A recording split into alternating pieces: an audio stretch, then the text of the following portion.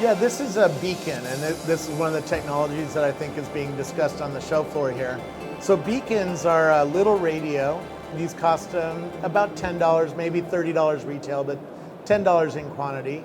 And this little radio here spits three numbers into the air every 10th of a second, every 30th of a second. And if you have a phone, then it can tell how close it is to that radio. And it can also tell what radio you're close to. If there was 20 of them around, it really could tell where your phone is in space. So this one is used by the Downtown app, and it sits on a table like this. And I use a Downtown app on my phone to say, hey, bring a beer over or bring a hamburger. And all of a sudden a hamburger comes because the app knows you're sitting at table 13, and it tells the box in the kitchen, your table 13 just ordered a hamburger, and so bring a hamburger out to table 13. Now beacons are also being used for all sorts of fun stuff. Coachella, a big music festival in the United States, had 160 of these around the field. It's a huge field, so it reminded you what parking lot you parked at. When you walked in the front door, it told you stuff. When you were in one of the venues, because there were 7 major stages to watch music, it would tell you, oh, this stage has a delay in one of the performers, or a performer has gotten sick and changed out, something like that. It would tell you on the mobile phone as you're walking around. So this technology is really pretty interesting. Museums are using this, so you can put the beacon underneath each picture, and then as you walk around the museum, it would tell you, oh, this is a Picasso, and it was, drawn in 1935, something like that, right? So, yeah, this technology is new. Your iPhone has a beacon in it, by the way. Very few pieces of software use it, but if you turned on the beacon in the phone, now we could tell how close our phones are together, and the retail establishment could use the beacon in the phone to actually track you and watch you. I was at one conference that they actually put a beacon on your badge, and as you walked around, it would know exactly where you are, and you actually could see it on signs that you're standing in the retail pavilion or the cards pavilion, something like that. And so they could really watch flow patterns of people on an expo hall, and they could really use it to tell which booth is really the most interesting booth, in real time. So everybody could see, oh, Intel's booth is more popular than HP's booth, something like that, right? So we're just at the early days of this kind of tracking beacon technology, and software developers are just starting to figure out what it's for. This was the first year at Coachella that they've used it.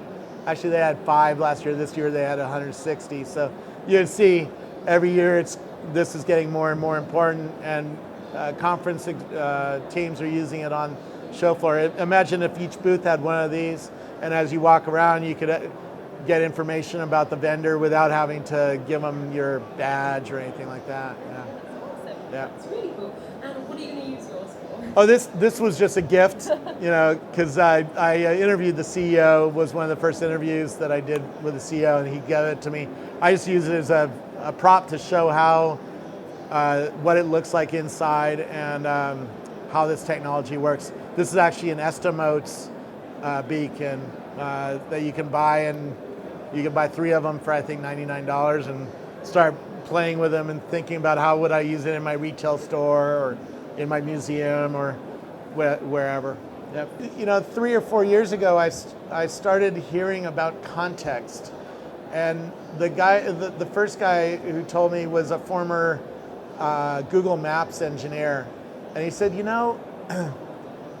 in the old days of mapping, we just knew where you were. We didn't know anything about you or what you were trying to do. But now, like even Uber last night asked me, where am I going? That's context, right? And it because it knows where I'm going, it can tell me, hey, this is the fastest route to where you're going. Oh, there's an accident here. Don't go that way. Go this way, right? And Waze is a good example of this. It routes you around the map based on your context. Where are you going? What's your behavior. Waze now even asks me, oh, it's in the morning, are you going to work? Because it's trying to predict your context. It's trying to be predictive for you. It's trying to save you clicks so that you don't have to enter your work address every time. Because this whole world is trying to reduce friction or reduce clicks or reduce things I have to tell it. Yesterday I interviewed here in Dubai the founders of CamFind. So I could take a picture of this beacon. If I didn't know what this was, I could take a picture of it and it would try to tell me what it is. And it's sort of accurate right now. It's maybe 40% accurate, but it's getting more accurate because the sensors are getting better, the pictures are getting better, the amount of data that they have about things in the world is getting higher. So that was some of the trends I was noticing was we're getting more sensors on the phone. Today, my iPhone can know that it's being lifted just a foot off of the table because there's a barometer in there, right? So developers can build new kinds of apps that would know that we're going upstairs or that we're going up in elevation or that I've picked up the phone. I saw an app that even knows the context, oh, I'm in my hand, because it knows from the sensor movements that it's in my hand versus on the table versus in my pocket. It can tell the difference between those things. It's really crazy. So the more context it knows about you, the more things it can do for you. Google Now is my favorite example because it's on everybody's phone. Google Now goes into your email and tries to find things about you. What are your plane tickets? What are your favorite sports teams? What are all sorts of stuff. And it tries to pull that context out and put it in an app and tell you stuff about your world. And then it watches your searches and it watches your calendar. So it knows, oh, you have a meeting across town at 1 p.m. You better leave at 12 because the traffic is bad, right? So it tries to predict what you're going to need to know next.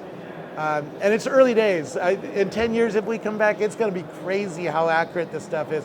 Right now, it's sort of accurate.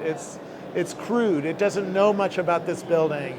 And as people take pictures in this building, the databases get richer and richer and richer. So Internet of Things is an important thing. Sensors are an important thing. The databases themselves are radically changing. I mean, 10 years ago, we would have had an Oracle database, right? And maybe if you were a really bleeding edge nerd, you would have had a MySQL database. Today, MySQL is like the Oracle, and you're seeing new kinds of databases that are using these new SSD-based servers to do all sorts of radical new graph databases and really high speed. The data is just changing. The amount of data we have about us, about the place we're in, about objects is just increasing every day exponentially. So it makes new businesses possible. And that's what I write about and what I talk about are these newer businesses that are coming along to make new things like downtown possible or Uber or, that Uber couldn't have existed 20 years ago because we didn't have a mobile phone with a GPS on it. We didn't have the database that was fast enough to hook you together with a driver. And we didn't have a good communication system, So all of these things now are happening where Uber is the fastest growing startup of history now, right? The downtown app is only, I think, in 5 restaurants right now. It's so early. Now there's another one called Topingo that the college kids are using, and they've gotten a box. So the downtown has an iPad in the kitchen. So the kitchen. The iPad beeps and lights up when an order comes in and says, hey, table 13, just ordered a hamburger, and a receipt spits out that goes into the workflow of the kitchen. Topingo is similar, but Topingo, I can order the hamburger before I even get out of bed. So I can be in bed and say, I want a hamburger for lunch, and it'll say, oh, your hamburger will be at table 13 at 12:01 p.m., and it'll do the same thing, but they have a box that's in the kitchen that does the same thing, lights up, beeps, and spits out a receipt that goes into the workflow. And the restaurant has a financial agreement with the box to get the money off to their bank account. And I have a financial agreement with both apps to pay, on a credit card to pay those services. Yeah, it doesn't. They get a percentage of the transaction. So instead of just paying 2% to Visa or MasterCard, now you're paying 2% to Visa or MasterCard and 5% to Downtown or Topingo or more. Because you're going to be very willing to pay more for service. If you want to stand in line, like at Coupa Cafe where they have Downtown app, I used to have to stand in line for 20 minutes to pick up a hamburger. Now it just comes to me, and it saves me standing in line. So what's that 20-minute wait worth?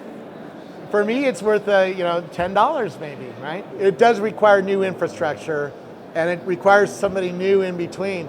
Now, what happens if everybody used Topingo and every restaurant had Topingo? We would get rid of Visa. So Visa and MasterCard, I think, are going to be disrupted by these things because 70% of all the transactions at Santa Clara University are going through Topingo already. So Topingo is going to have soon, i.e. in the next 10 years, is going to have a lot of leverage with Visa or MasterCard to reduce their rates or go away. Because Topingo has an app on my phone already, and they have a thing in the restaurant, so why do I need Visa? Why can't I just transfer money from me, like through Bitcoin, to the restaurant? And they collect their 5%, and everybody's happy, right? This is a disruption. And if Visa and MasterCard don't wake up to it, in 10, 15, 20 years, they're gonna really feel this disruption. Today, it's not a big deal, because they don't, it's only 75 college campuses. But a lot of other applications out there that are taking the likes of these. Oh yeah, they're not the only ones trying to do this, right? But you can see this disruption coming, and so I wonder what Visa and American Express and MasterCard are going to do. If I was at Visa, I would try to buy it right now for $1 billion, take it off the market, and start building it out. And so it's a Visa machine and it's a Visa app, so I don't get disrupted. It's worth $1 billion today to make sure that you don't get disrupted this way. In 15 years, that $1 billion is going to be very, very small. So this kid who started this company, and there's going to be more of them, I think is going to be very rich. I think he's going to make Uber look like small potatoes at some point, and there's a lot of ifs. If he gets to the point where everybody's using Topingo, oh man.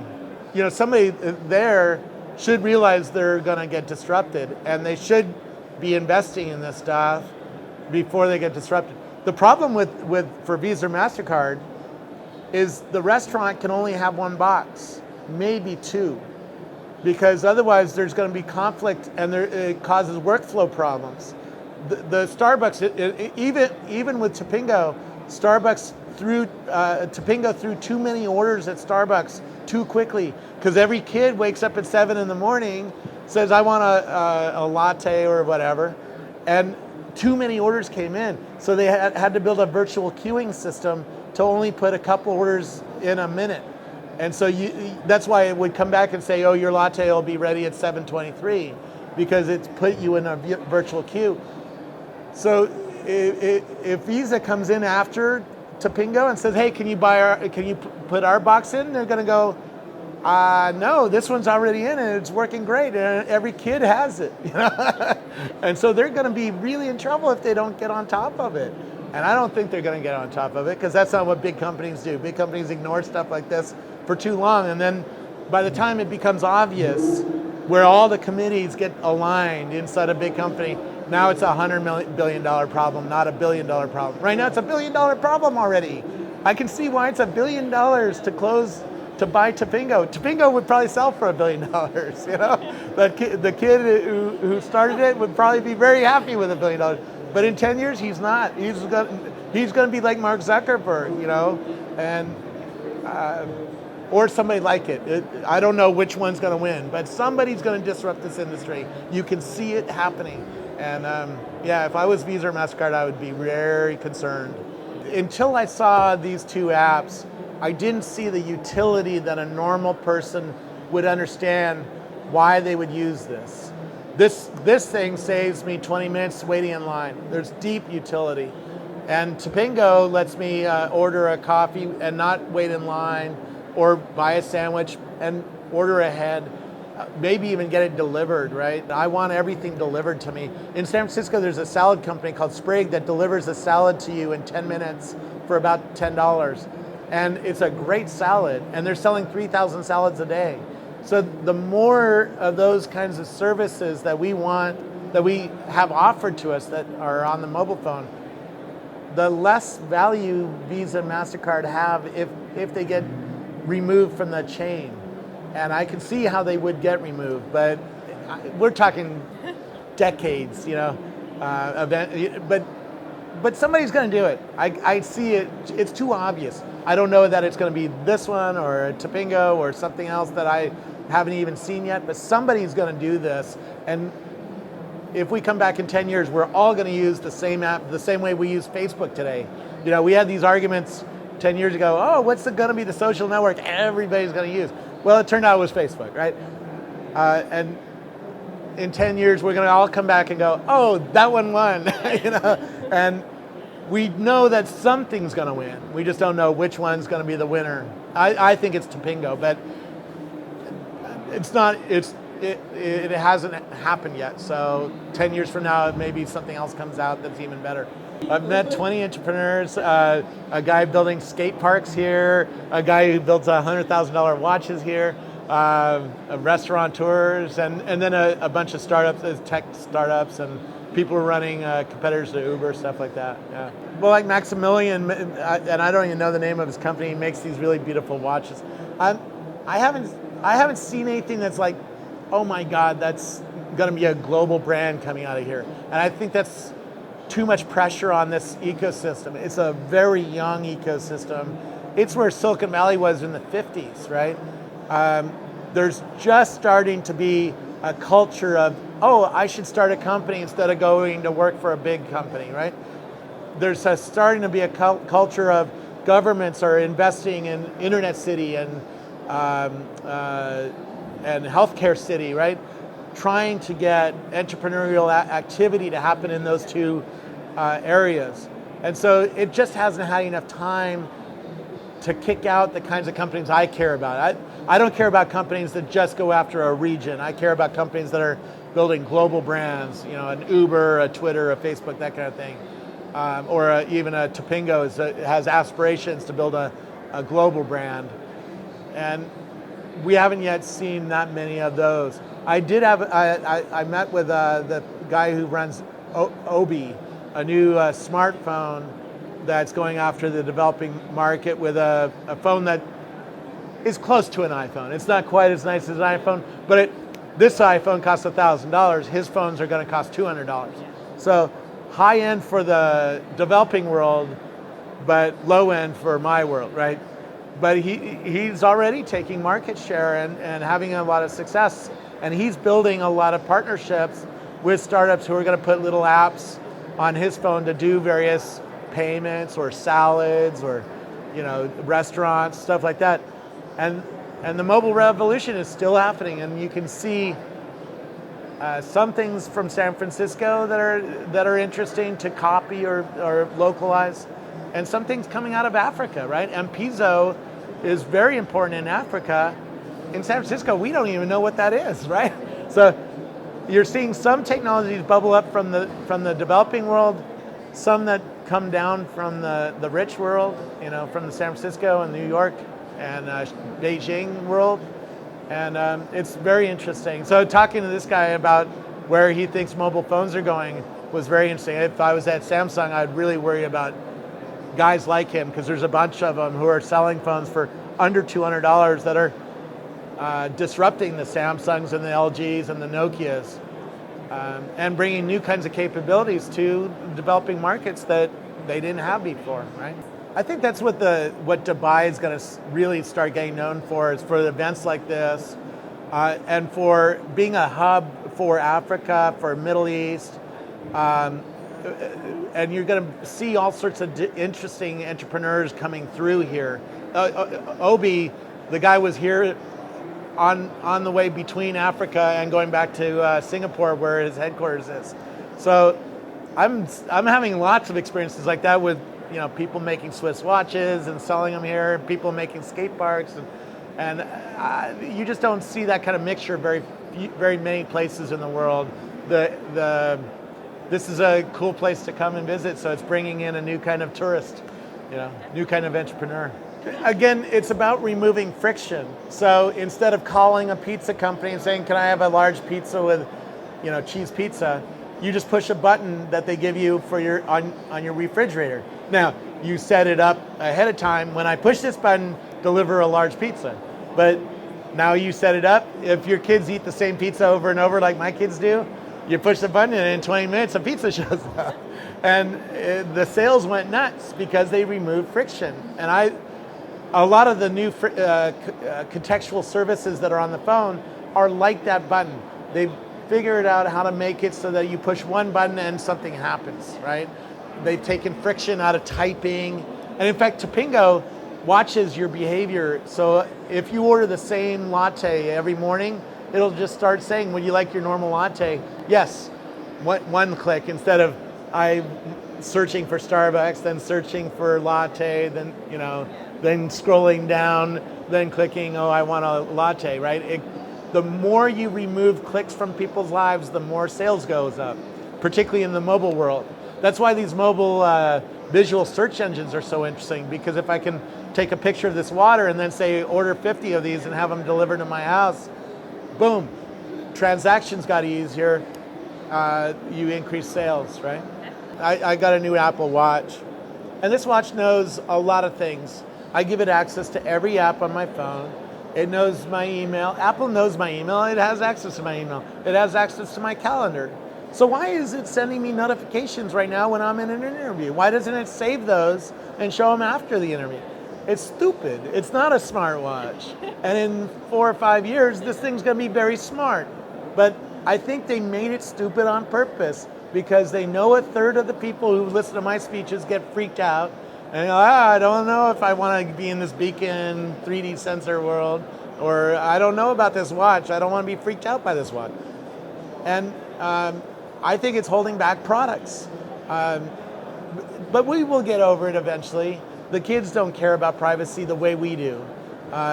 They are very willing to share data with services like this. They're very willing to order groceries right to their mobile phone, to use things like Downtown and Topingo. You see it, right? 70% of all transactions at Santa Clara University are on Topingo. This is a company that's only a year or 2 years old, so they're already very willing to try new things and do new things and give a lot of data to a new company that doesn't even have a good reputation. It's a brand new company, right? It's not like Bank of America or Coca-Cola. It's a company that's brand new. So how do you trust it? I don't know, but the kids do, because they see the utility, and people were going to get over it. This watch in 4 years is going to be very different than today. It's going to serve me contextually. It's going to do things differently based on my context. Who am I with? It's going to know that. You're going to have a watch on it. It's going to have a beacon in it. And it's going to know we're together for an hour.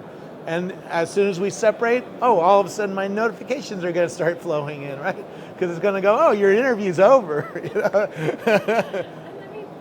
And it can tell I'm walking, right? Right now it knows I'm sitting. This phone knows it's sitting on a table. It knows this. I've seen software that knows that it's sitting on a table because of its behavior, right? And so as soon as I pick it up and start walking, it knows this. But nothing in this world uses these new technologies yet, because people are too freaked out by, what do you mean the phone knows I'm walking through an expo hall? It's freaky. It's a little, so we have to get used to it a little bit at a time. They're going to cook us like a frog, they're going to turn the heat up a little bit at a time. And every year, this thing will do more and more until we get to that land where this thing really is serving us in a new way. I do know when I have consequences. And in fact, why did Snapchat happen? Because for teenagers, I have a 21-year-old son. For teenagers, there's consequences to social behavior. If you click like on the wrong girl, and the other girl sees that you click like on her. All of a sudden, you have drama in high school, and the teenagers figure this out, that there's consequences to writing things, liking things, taking pictures, getting drunk when you're not supposed to be getting drunk because it's illegal, and posting a photo. Oh shit, my parents found out, I got drama, I got consequences. So they started using Snapchat because there's fewer consequences. The picture goes away, the words go away, the consequences are lower. And I think we're going to be playing around with these technologies.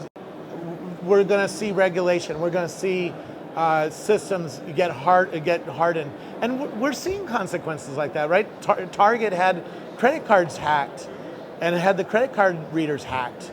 That wasn't even all this new fancy stuff, right? That was just the standard old credit card hack. So when we see consequences, we take action against them. And we see regulation come in.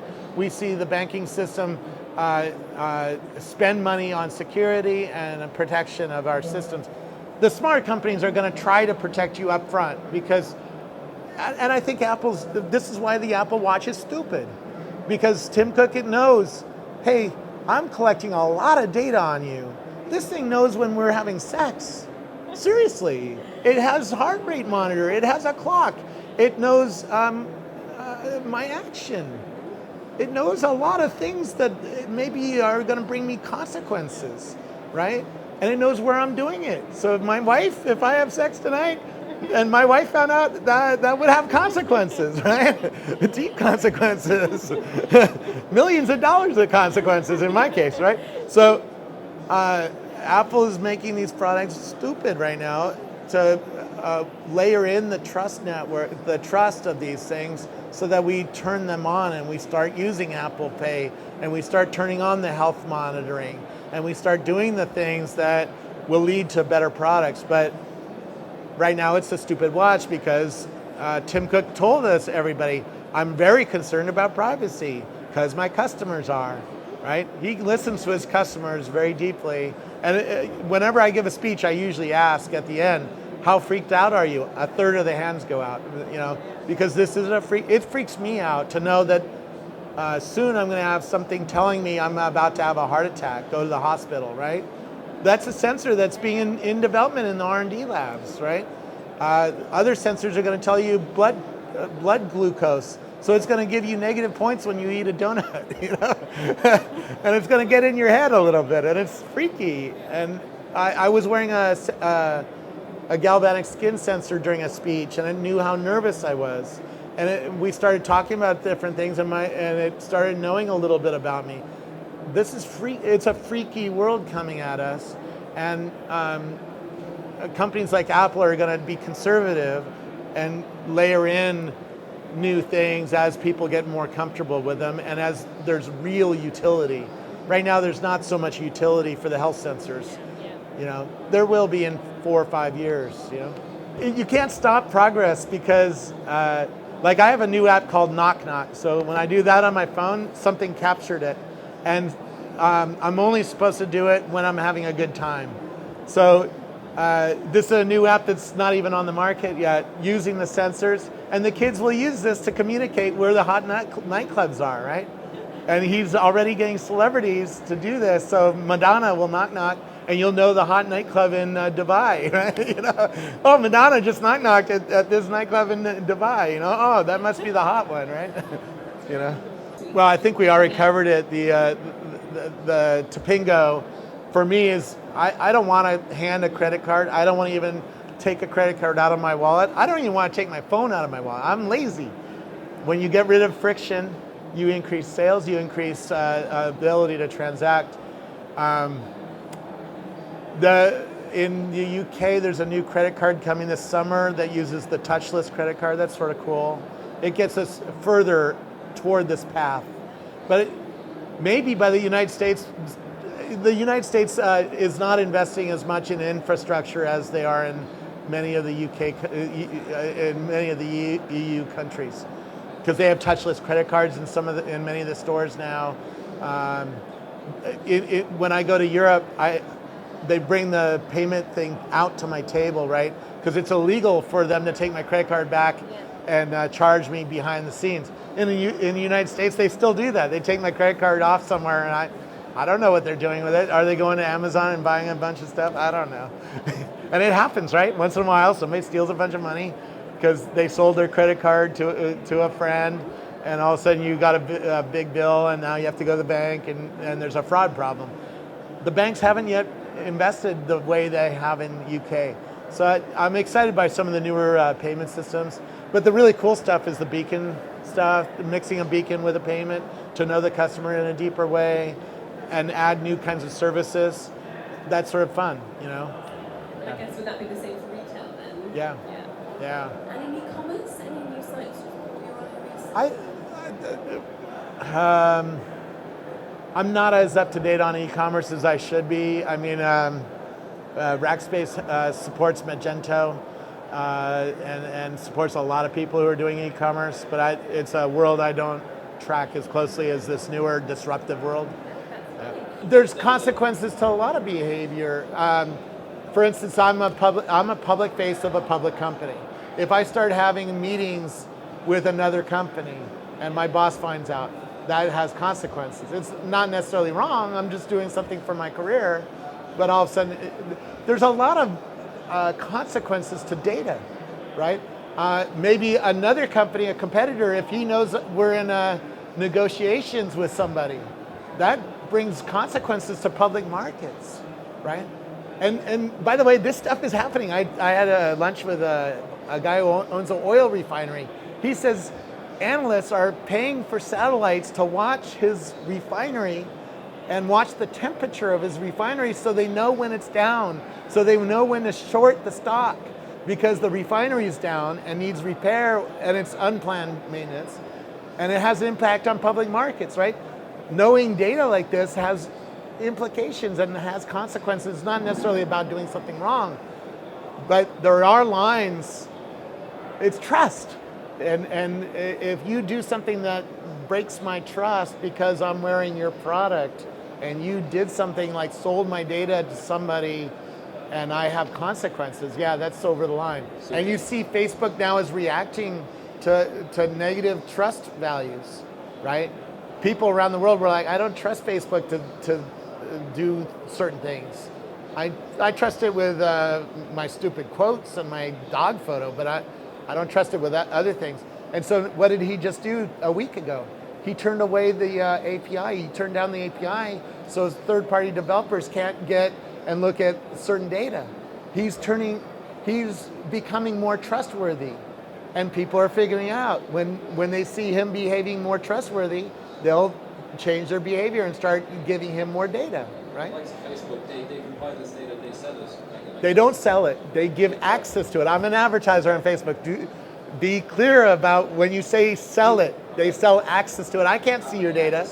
Yeah, I can target you because you're a white male in Dubai who has a certain a like pattern, but I can't see your data on Facebook. They don't sell me the data. I don't get access to the data. I get access to you as an advertiser. So you're happy with the controls that they have in place?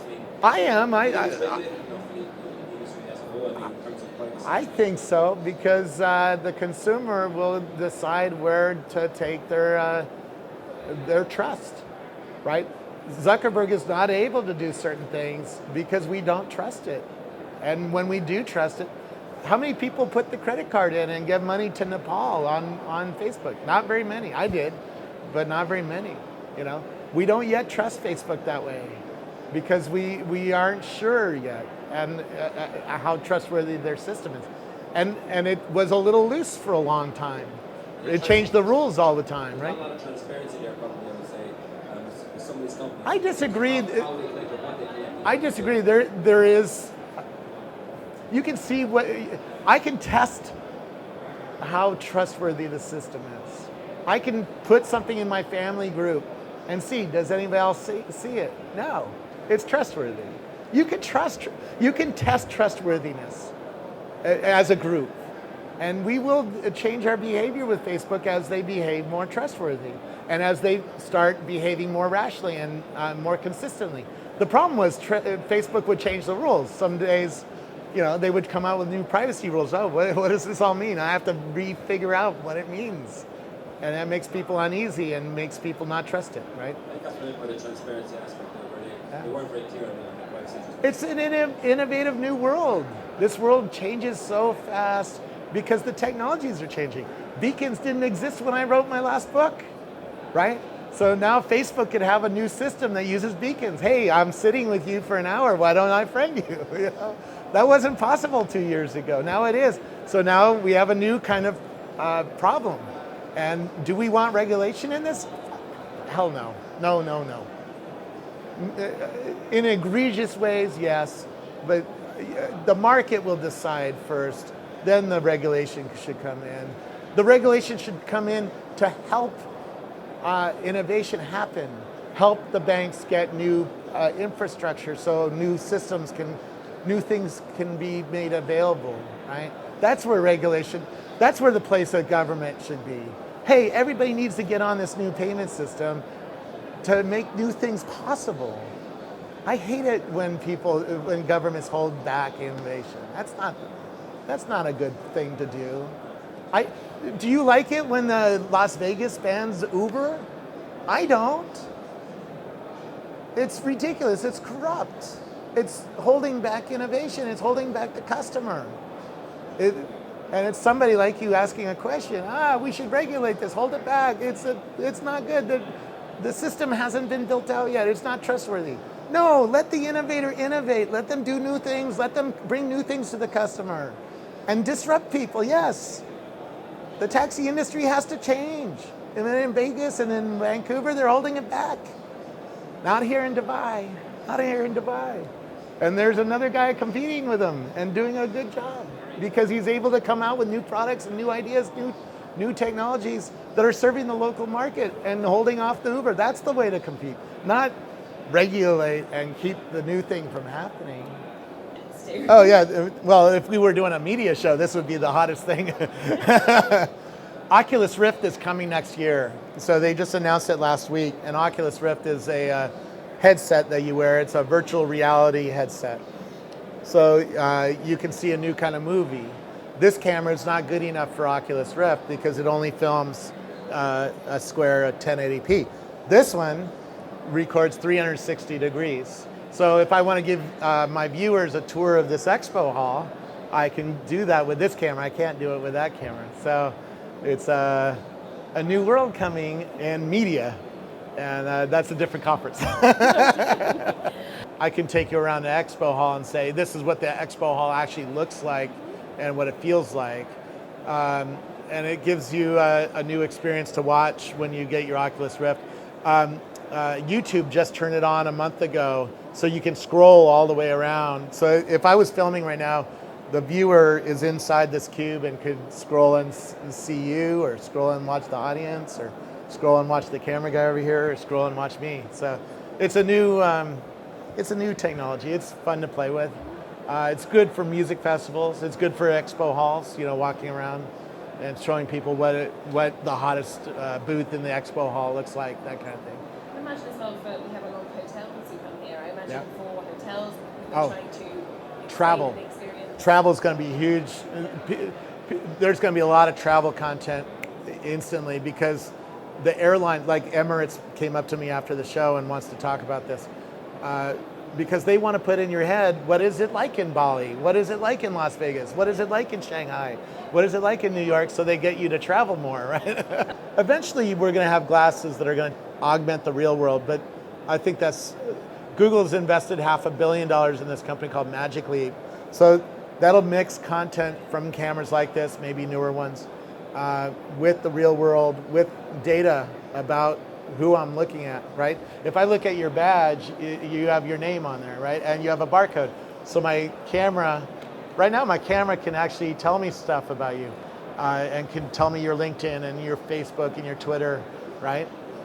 And that's stuff we all want to know. So as we walk around, what is that booth? Is that really interesting to me, Google's taken them off the market for a while. So, oh man, glass is interesting. Glass has a lot of problems. the major problem, and very few people understand this, because people thought it was the camera that had a problem. They blamed it on the camera. They said, oh, Google Glass is freaky because it records you. That's not why it's freaky, and here's why. I walked into the restaurant that banned them in San Francisco, and I counted 12 cameras in people's hands. Think about that. It's not the camera. This does not freak people out. You go to Coachella. At Coachella last year, I was in the Sahara tent in the middle of the crowd, and two people in front of me said, "I got to get away from this Google Glass people." And I was like, "What? I'm not wearing mine." And two people behind me had Google Glass on, and it wasn't the camera, because everybody's holding up a camera recording the music festival, and everybody has there's a lot of GoPros and cameras. There's hundreds of cameras, so it's not about recording. So what is it about? What makes people nervous about this thing? It's that it messes with our social contract. Right now, if I start playing with this thing, you can see that I'm doing Facebook, and you can say, "Hey, Scoble, we're doing an interview. Why are you looking at Facebook?" You know? But if I did the same thing on Google Glass, you don't know what I'm doing. You know I'm doing something. There's a screen here, and I'm playing with it or talking to it. And you're like, what are you doing? And so then you blame it on the camera, because you don't know how to explain, hey, you're messing with my social contract. We don't have a good terminology for that. So you blame it on my camera. Are you recording me? Take that thing off. and that's, most people didn't figure that out. Even Google's own team is still struggling to understand what's wrong with that. Now, the next one is going to be foldable, so you can take it off and put it in your pocket. The first one, I couldn't do that. It really messed with things. But the camera wasn't that good. Everybody blamed me on recording. The truth is, I'd rather record you with my iPhone. The camera on this is much better and much steadier and a higher resolution, and I could go for hours with this, and I could do live video with this. I couldn't do Meerkat or Periscope with the Google Glass. So if I really wanted to record you right now, I would record you with an iPhone. And if Google Glass could get to that point where we could both wear it and do a live broadcast out to an audience, I think we both would wear it. It would be an interesting way to do a new kind of interview. The price was too high, and it just didn't provide enough utility, partly because a lot of these things are just not there. Even the Apple Watch is not there. Apple Pay is not ubiquitous. The ability to look at somebody's badge and tell information doesn't work. The beacons there was no beacons when I had Google Glass. It's just this year that beacons are even starting to be experimental, being used at the earliest stages. So 3 years, we're gonna see it come back. And it might not be Google Glass, it might be this thing called Magic Leap, because people who've seen Magic Leap said it's amazing. It puts virtual images on the real world, and we'll see. Somebody thought it was important enough to put $500 million in this company, so it's coming back. We just, it's too early. It's one of those products that needs some time to cook. Yeah, definitely. Yeah. That's incredible. And a very last question, and this is a personal question: what's the new Oculus Rift like? Is it awesome? Oh, it's mind-blowing. I saw the Crescent Bay prototype last November, and my friend is being recruited to work there. And he says what he's seen is more mind-blowing than what I've seen. And what I saw was mind-blowing. So I think it's the most important product since the iPhone. I think it's the most exciting, most interesting new product since we got the iPhone back in 2009. But they start you out on a TV tower. They start you out on the and I forget the name of the Khalifa, Burj Khalifa. And you look around, and instantly your mind goes, I'm going to fall. Because it starts you start having vertigo. And then the other half of your mind is like, dude, it's a video game. Chill out.